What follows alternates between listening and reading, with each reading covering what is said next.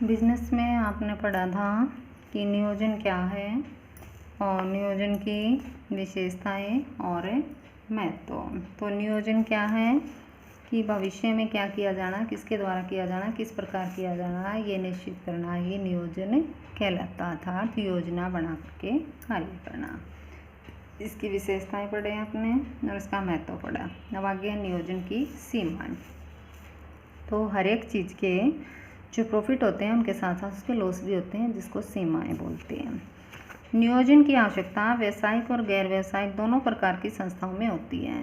ठीक है, चाहे वो व्यावसायिक हो या गैर व्यावसायिक, जैसे धार्मिक संस्थाएं आदि, सब में नियोजन की आवश्यकता पड़ती है। जहाँ पर भी सामूहिक रूप में कार्य किया जाता है वहीं पर नियोजन की आवश्यकता होती है। कुछ लोगों का ये मत है कि नियोजन भविष्य के बारे में पूर्वानुमानों पर आधारित है और भविष्य के बारे में कुछ भी निश्चित रूप से नहीं कहा जा सकता, इसलिए यह एक बेकार की प्रक्रिया है। वास्तव में इन लोगों का इशारा नियोजन में उपस्थित होने वाली कठिनाइयों की ओर ही है। यदि नियोजन को सफल और उद्देश्यपूर्ण बनाना है तो प्रबंधकों को नियोजन की इन कठिनाइयों या सीमाओं से अवगत होना चाहिए। ये सीमाएं निम्नलिखित हैं। फर्स्ट है, नियोजन अलोचकता पैदा करता है। अलोचकता मतलब जिसमें परिवर्तन करना कठिन है। तो एक बार जब हम योजना बना करके कार्य करते हैं तो उसमें परिवर्तन करना आसान नहीं होता। यद्यपि नियोजन में लोच की विशेषता विद्यमान होती है, मतलब थोड़ा बहुत तो हम परिवर्तन कर सकते हैं, अर्थात आवश्यकता पड़ने पर इसमें परिवर्तन किया जा सकता है, किंतु नियोजन में केवल छोटे परिवर्तन ही संभव होते हैं। बड़े परिवर्तन न तो संभव होते हैं नई संस्था के लिए हितकर है। इस प्रकार बदलती परिस्थितियों के अनुसार योजनाओं में वांछित परिवर्तन न कर पाने के कारण अनेक लाभ के अवसर संस्था के हाथों से निकल जाते हैं। नियोजन में सीमित लोचकता के लिए आंतरिक और बाह्य दोनों तरह के तत्व जिम्मेदार हैं। इन तत्वों को आंतरिक और बाह्य आलोचकता कहते हैं। यह निम्नलिखित है। आंतरिक आलोचकता नियोजन के समय संस्था के उद्देश्य, नीतियाँ, कार्यविधियाँ, नियम, कार्यक्रम आदि का निर्धारण कर दिया जाता है, मतलब पहले से ही ये सब निर्धारित कर दिया जाता है। इनमें बार बार परिवर्तन करना बहुत कठिन है, इसे आंतरिक आलोचकता कहते हैं। बाह्य आलोचकता का अर्थ अनेक बाह्य तत्वों से नियोजन में सीमित लोचकता का पाया जाना है। ये तत्व नियोजनकर्ता के नियंत्रण में नहीं होती। इनमें मुख्यतः राजनीतिक परिवेश, आर्थिक परिवर्तन, तकनीकी परिवर्तन, प्राकृतिक प्रकोप, प्रतियोगियों की नीतियों आदि को शामिल किया जाता है। जैसे राजनीतिक परिवेश में परिवर्तन के कारण नई सरकार द्वारा व्यापार नीति, कर नीति, आयात नीति आदि में परिवर्तन किए जाने से संस्था द्वारा बनाई गई योजनाएं व्यर्थ हो जाती हैं। इसी प्रकार प्रतियोगियों की नीतियों में अचानक परिवर्तन से योजनाएं प्रभावहीन हो जाती हैं। सेकंड है, नियोजन परिवर्तनशील वातावरण में काम नहीं करता।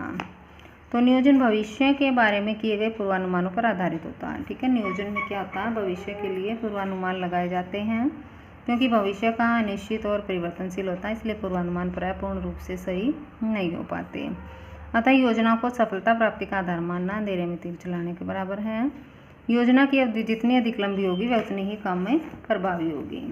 ठीक है, जितने लंबे समय के लिए हम नियोजन करेंगे उतनी वो कम प्रभावी होगी। इसलिए कहा जा सकता है कि नियोजन परिवर्तनशील वातावरण में काम नहीं करता। जैसे एक कंपनी ने पूर्वानुमान लगाया कि सरकार शीघ्र ही किसी विशेष उत्पाद का निर्यात खोलने वाली है। ये केवल पूर्वानुमान था, फोरकास्ट लगाया था। इसी उम्मीद से कंपनी ने उस उत्पाद का उत्पादन प्रारंभ कर दिया, लेकिन सरकार ने निर्यात नहीं खोला। इस प्रकार गलत अनुमान से नियोजन अशुद्ध हो जाएगा और लाभ के स्थान पर हानि होगी। थर्ड है, नियोजन रचनात्मकता को कम करता है। तो क्रिएटिविटी कम करता है, क्योंकि इसमें कर्मचारियों को केवल वही काम करना होता है जो उनको कहा जाता है, अपने अनुसार वो कुछ नहीं कर सकते उसमें शामिल। नियोजन के अंतर्गत संस्था के उद्देश्यों को प्राप्त करने के लिए की जाने वाली सभी क्रियाओं को पहले से ही निश्चित कर दिया जाता है। फलस्वरूप प्रत्येक व्यक्ति केवल वही करता है और उसी ढंग से करता है जैसा योजनाओं में स्पष्ट किया गया हो। इससे उनकी पहल क्षमता अर्थात सोच विचार कर अधिक उपयुक्त उपायों की खोज करने और उन्हें लागू करने पर रोक लग जाती है। थियरी के अनुसार नियोजन कर्मचारियों की पहल क्षमता का गला घोट देता है और वह उनको लोचहीन ढंग से काम करने के लिए मजबूर करता है। अगला पॉइंट है, नियोजन पर अधिक लागतें आती हैं। नियोजन शब्द जितना छोटा इसकी प्रक्रिया उतनी बड़ी है। एक लंबा रास्ता तय करने पर योजना अर्थपूर्ण बनती है। इस लंबे रास्ते को पार करने में बहुत समय लग जाता है और इस पूरे समय में अनेक प्रबंधक सूचना एकत्रित करने और उनका विश्लेषण करने में व्यस्त रहते हैं। इस प्रकार जब इतने अधिक लोग अधिक समय तक एक ही कार्य में व्यस्त रहेंगे तो संस्था के खर्चों में अनावश्यक बढ़ोतरी होना निश्चित है। तो जो बड़ी संस्थाएं हैं वो तो ज़्यादा खर्च कर सकती हैं, लेकिन जो छोटी संस्थाएं हैं उनके लिए ये बहुत ही खर्चीला होता है। नियोजन प्रक्रिया में अधिक समय लगता है। नियोजन एक निश्चित स्थिति का सामना करने के लिए तो वरदान होती है, लेकिन इसकी प्रक्रिया में अधिक समय लगने के कारण ये आकस्मिक आपात स्थिति मतलब कि इमरजेंसी में का सामना नहीं कर सकती। आकस्मिक स्थिति का अभिप्राय है कि एकदम से कोई ऐसी समस्या उत्पन्न हो जाना या लाभ का कोई ऐसा अवसर दिखाई देना जिसके बारे में पहले से कोई नियोजन नहीं किया और अब तुरंत निर्णय लेना जरूरी है। ऐसी स्थिति में यदि प्रबंधक यह सोचे कि इसके बारे में पहले नियोजन प्रक्रिया को पूरा किया जाए और फिर निर्णय लें तो हो सकता है जब तक इतना समय लग जाए कि उपस्थित समस्या गंभीर रूप धारण कर ले या लाभ के अवसर हाथ से निकल जाए। अतः नियोजन में अधिक समय लगने के कारण कार्यवाही में देरी होती है। उसके बाद नियोजन सफलता की गारंटी नहीं देता। कई बार प्रबंधक ये समझ बैठते हैं कि योजनाएं बना लेने से सारी समस्या हल हो गई, तो इस धारणा से प्रभावित होकर वे वास्तविक कार्य में लापरवाही बरतने लग जाते हैं, जिससे परिणाम संस्था को भुगतने पड़ते हैं। इस प्रकार नियोजन प्रबंधकों को सुरक्षा का झूठा लालच देकर उन्हें लापरवाह बना देता है। अतः हम कह सकते हैं कि नियोजन कर लेने मात्र से ही सफलता सुनिश्चित नहीं हो जाती, बल्कि इसके लिए अनेक प्रयास करने पड़ते हैं। ठीक है, ये होती है नियोजन की सीमाएं। अब आगे है नियोजन प्रक्रिया। तो जब हम नियोजन को प्रबंध प्रक्रिया के संबंध में देखते हैं तो प्रबंधक का एक अंग होने के कारण इसे क्रिया कहा जाता है। दूसरी ओर जब इसका व्यक्तिगत रूप से अध्ययन किया जाता है तो ये प्रक्रिया कहलाती है, क्योंकि इसे पूरा करने के लिए एक के बाद एक अनेक स्टेप्स पार करनी पड़ती हैं। जहाँ तक नियोजन प्रक्रिया में सम्मिलित कदमों का प्रवेश है, ये संस्था के आकार पर निर्भर करते हैं। भिन्न संस्थाओं में नियोजन प्रक्रिया भिन्न हो सकती है। तो नियोजन की एक लंबी प्रक्रिया है, इसमें कौन कौन से चरणों को पार करना होता है। सबसे पहले उद्देश्य निर्धारित किए जाते हैं, फिर आधार विकसित किए जाते हैं, वैकल्पिक कार्यवाहियों की पहचान की जाती है, वैकल्पिक कार्यवाहियों का मूल्यांकन करना, एक विकल्प का चयन करना, योजना को लागू करना और उसकी समीक्षा करना। नियोजन की आवश्यकता किसी समस्या को सुलझाने या किसी अवसर का लाभ उठाने के लिए होती है। इसी संदर्भ में एक प्रबंधक उपक्रम की ताकत और कमजोरी का विश्लेषण करता है। इस विश्लेषण में उपक्रम के आंतरिक और बाहरी वातावरण का ध्यान रखा जाता है। उदाहरण के लिए, यदि सरकार ग्रामीण क्षेत्र के विकास के लिए वहाँ कारखाने स्थापित करने को प्राथमिकता दे रही है तो एक अच्छा प्रबंधक निश्चित रूप से इस अवसर का लाभ उठाना चाहेगा। यहीं से नियोजन प्रक्रिया आरंभ हो जाती है। तो व्यावसायिक संस्थाओं में नियोजन प्रक्रिया में निम्नलिखित कदम निहित होते हैं। फर्स्ट है उद्देश्य निर्धारित करना। उद्देश्य क्या हैं? उद्देश्य वे अंतिम बिंदु होते हैं जिन्हें प्राप्त करने के लिए समस्त क्रियाएं की जाती हैं। नियोजन प्रक्रिया में सर्वप्रथम उद्देश्यों को निर्धारित और परिभाषित किया जाता है ताकि सभी संबंधित कर्मचारियों को इनकी जानकारी हो जाए और वे इन्हें पूरा करने में पूरा योगदान दे सकें। ठीक है, वास्तव में जो उद्देश्य हैं वह लक्ष्य हैं और उन्हीं को आधार मानकर संस्था के सभी कार्य किए जाते हैं। उद्देश्यों का एक प्राथमिकता क्रम होता है, जैसे संस्थागत उद्देश्य, विभागीय उद्देश्य और व्यक्तिगत उद्देश्य। इसी क्रम में इन्हें निर्धारित और परिभाषित किया जाता है। जैसे एक कंपनी अपनी बिक्री को 2000 करोड़ रुपए तक ले जाना चाहती है। ये कंपनी का संस्थागत उद्देश्य मतलब पूरी संस्था का उद्देश्य है। इस उद्देश्य को इस प्रकार परिभाषित किया जा सकता है। माना कंपनी के 4 मुख्य उत्पाद हैं जिनकी अपेक्षित बिक्री क्रमशः 1000 करोड़, 500 करोड़, 300 करोड़, 200 करोड़ है। इसी संदर्भ में अन्य सभी विभागों के उद्देश्य निर्धारित किए जाएंगे। जैसे उत्पादन विभाग को जानकारी प्राप्त हो जाएगी कि उसे किस किस उत्पाद का कितना कितना उत्पादन करना है।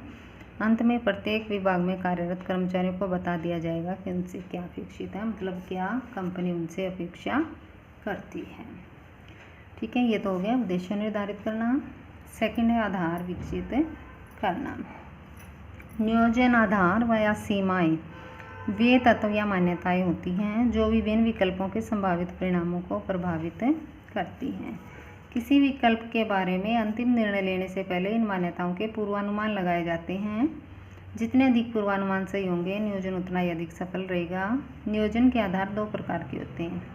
आंतरिक आधार जैसे पूंजी, श्रम, कच्चा माल, मशीन आदि जो संस्था के अंदर उपस्थित होते हैं। बाहरी आधार जो संस्था के बाहर उपस्थित होते हैं लेकिन संस्था को प्रभावित करते हैं, जैसे सरकारी नीतियाँ, व्यावसायिक प्रतियोगिता, ग्राहकों की रुचि, ब्याज दर आदि। उदाहरण के लिए एक कंपनी अपने व्यवसाय का विस्तार करना चाहती है। कंपनी के पास ग्रामीण क्षेत्र में कारखाना स्थापित करना एक विकल्प है। ठीक है, एक ऑप्शन है कंपनी के पास कि वो ग्रामीण क्षेत्र में अपना कारखाना स्थापित कर ले। यहाँ पूंजी, कच्चे माल और श्रम की उपलब्धता इसके आंतरिक आधार हो सकते हैं और सरकार की औद्योगिक नीति बाहरी आधार। प्रबंधक को इन सभी आधारों का पूर्वानुमान लगाना होगा। अन्य शब्दों में यह देखना होगा कि आवश्यक पूंजी, कच्चा माल और श्रम उपलब्ध हो सकेगा या नहीं। इसी प्रकार देखना होगा कि कहीं सरकार की औद्योगिक नीति इस तरह की औद्योगिक इकाई की स्थापना का विरोध तो नहीं करेगी। तीसरा, वैकल्पिक कार्यवाहियों की पहचान करना। प्राय कोई भी कार्य ऐसा नहीं होता जिसके वैकल्पिक मार्ग न हों। वैकल्पिक मार्ग मतलब उसके अल्टरनेटिव यूज ना हों।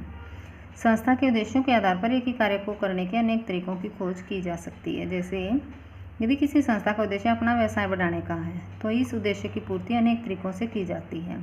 वो कौन कौन से तरीके हो सकते हैं? पहले से चल रहे व्यवसाय का विस्तार करके, माना एक कंपनी किसी एक साइज के टीवी सेट का निर्माण करती है तो व्यवसाय को बढ़ाने के उद्देश्य से कंपनी द्वारा छोटे बड़े अनेक साइज के टीवी सेट बनाना प्रारंभ किया जा सकता है। दूसरा ऑप्शन कंपनी के पास क्या हो सकता है कि कंपनी दूसरे क्षेत्र में उसका उत्पादन आरंभ कर सकती है। तीसरा, कंपनी अन्य उत्पाद के रूप में फ्रिज बनाना प्रारंभ कर सकती है और दूसरी संस्थाओं के साथ मिलकर कोई व्यवसाय प्रारंभ कर सकती है और किसी दूसरी संस्था को खरीद सकती है। तो ये कंपनी के सामने अनेक ऑप्शन हैं। जैसे मान लो वो अपना विस्तार बढ़ाना चाहती है तो इसी तरह से कोई दूसरा भी उद्देश्य हो सकता है, तो उसको पूरा करने के जितने भी विधियां हैं उनकी पहचान की जाती है। जैसे यहाँ पे है कि किस किस प्रकार से वो अपने व्यवसाय का विस्तार कर सकती है। फिर है वैकल्पिक कार्यवाहियों का मूल्यांकन करना। अब जैसे हमने ये 4-5 चीज़ें हैं जिससे हम व्यवसाय का विस्तार कर सकते हैं। फिर उसके बाद हम ये देखेंगे कि अगर कंपनी दूसरे स्थान पर ब्रांच खोलती है तो कितनी लागत आएगी, अगर दूसरी चीज़ का उत्पादन करती है तो कितनी लागत आएगी। तो इस प्रकार से सभी का मूल्यांकन किया जाता है। वे सभी विकल्प जो न्यूनतम प्रारंभिक मापदंड के आधार पर खरे उतरते हैं उन्हें गहन अध्ययन के लिए चुन लिया जाता है। यहाँ पर देखा जाएगा कि प्रत्येक विकल्प संस्था के उद्देश्यों को कहाँ तक पूरा करता है। विभिन्न विकल्पों का मूल्यांकन करने पर प्राय एक समस्या सामने आती है कि यह कि सभी विकल्पों के अपने अपने गुण दोष होते हैं। अर्थात एक विकल्प किसी एक मापदंड पर खरा उतरता है तो दूसरा किसी दूसरे पर। जैसे एक विकल्प बहुत लाभदायक हो सकता है लेकिन उसमें बहुत अधिक पूंजी विनियोग की आवश्यकता है और उसका लाभ अर्जित करने का समय भी अधिक है। एक अन्य विकल्प में पूंजी विनियोग भी कम चाहिए और उसको लाभ अर्जित करने की अवधि भी कम है लेकिन वह अधिक लाभदायक नहीं है। ऐसी स्थिति में नियोजनकर्ता को विभिन्न विकल्पों के मिश्रण के रूप में एक नया विकल्प खोजना चाहिए। उसके बाद है एक विकल्प का चयन करना। अब देखो, पहले हमने पहचान की अनेक विधियों की, फिर उनका मूल्यांकन किया। अब क्या होगा, उसके आधार पर मूल्यांकन करके हमें अच्छा लगेगा उनमें से एक ऑप्शन का सेलेक्ट कर लिया जाएगा। विभिन्न विकल्पों का मूल्यांकन करके सर्वश्रेष्ठ विकल्प का चुनाव कर लिया जाता है। कई बार मूल्यांकन के आधार पर एक से अधिक विकल्प एक जैसे गुणों वाले प्राप्त हो जाते हैं। भविष्य की अनिश्चितता को देखते हुए एक से अधिक अच्छे विकल्पों का चयन करना न्यायसंगत भी है। एक विकल्प को लागू करके दूसरे को रिजर्व में रख लिया जाता है और यदि पूर्वानुमान गलत हो जाए तो पहला विकल्प असफल हो जाने के कारण रिजर्व में रखे गए विकल्प को तुरंत लागू करके असफलता से बचा जा सकता है। फिर योजना को लागू करना। तो मुख्य योजना और सहायक योजनाओं का निर्धारण कर लेने के बाद उन्हें लागू करना होता है। योजनाओं को लागू करने के बाद विभिन्न क्रियाओं का क्रम निर्धारित कर दिया जाता है अर्थात ये निश्चित कर दिया जाता है कि कौन क्या करेगा और किस समय करेगा। इससे उद्देश्यों को प्राप्त करना सरल हो जाता है। और समीक्षा करना। योजनाएं लागू कर देने से ही नियोजन प्रक्रिया समाप्त नहीं हो जाती। योजनाएं भविष्य के लिए बनाई जाती हैं और भविष्य निश्चित होता है। अनिश्चित भविष्य में सफलता सुनिश्चित करने के लिए योजनाओं की प्रगति की लगातार समीक्षा करते रहना जरूरी है। मतलब बार बार हमें ये देखना पड़ता है कि क्या ये योजना हमारे व्यवसाय के अनुकूल है। जैसे इन मान्यताओं में जिन पर योजनाएं आधारित है परिवर्तन होता नजर आए, योजनाएं में भी आवश्यक फेरबदल कर दिया जाता है। इस प्रकार हम कह सकते हैं कि नियोजन एक निरंतर चालू रहने वाली प्रक्रिया है। ठीक है, ये पढ़ी हमने नियोजन की प्रक्रिया।